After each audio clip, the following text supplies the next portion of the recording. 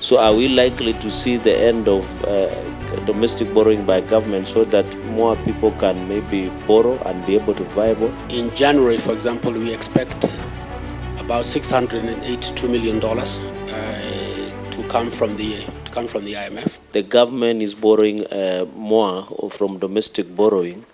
Maybe just further to that, because it was in Senator Mutinda's response early, it was an observation.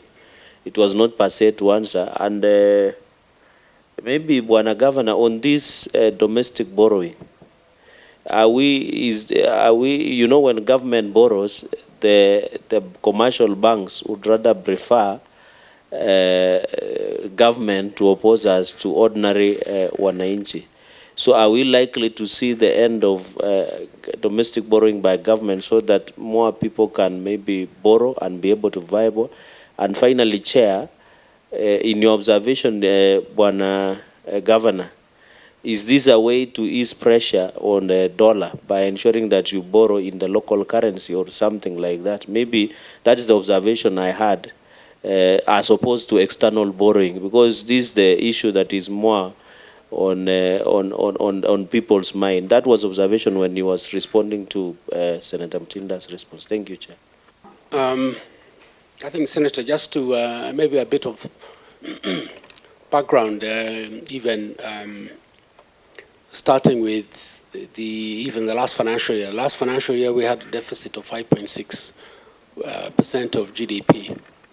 And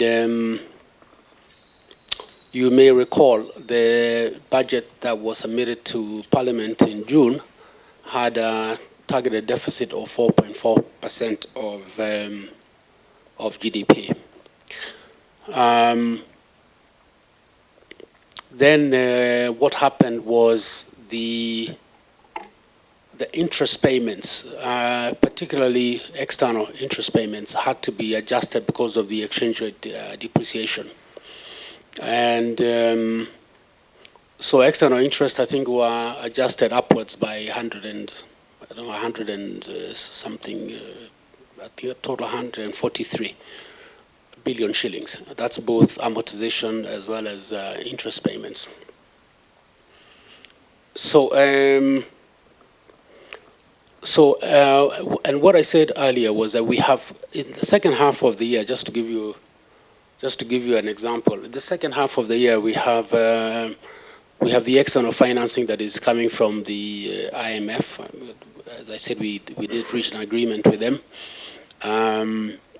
So in January, for example, we expect about $682 million to come from the IMF, and we also have some funds that are coming from the Trade Development Bank.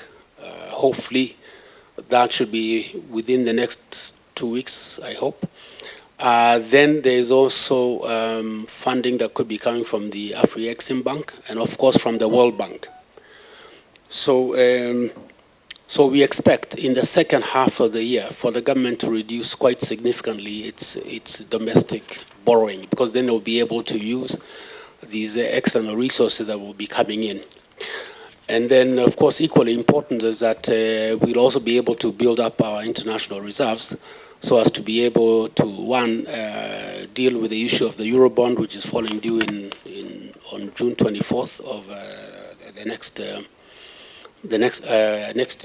calendar year, next year. So, so once we have reduced the domestic borrowing, that should lower interest rates. So we should be able to see the interest rate on the 91-day, the 182 and 364 starting to come down, because now we are using external resources rather than putting pressure on domestic borrowing. Secondly, you should able now to see more stability in the exchange rate, because you have now more external financing coming into the economy. So I expect the second half of the year to be fairly benign in terms of pressures on the interest rates and also pressures on the exchange rate. More radio, 88.2 FM. We are in charge.